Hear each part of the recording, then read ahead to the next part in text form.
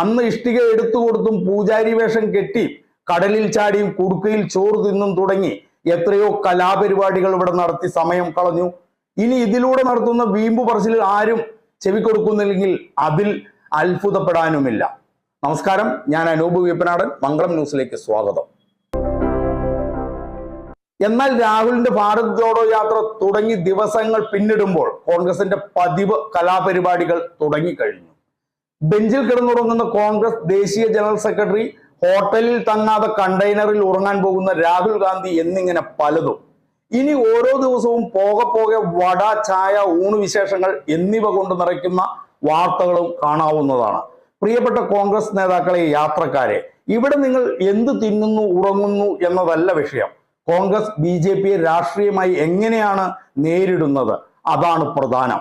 കോൺഗ്രസ് ഇന്ന് ഈ രാജ്യത്ത് ഏറ്റവും പാരമ്പര്യമുള്ള രാഷ്ട്രീയ പ്രസ്ഥാനം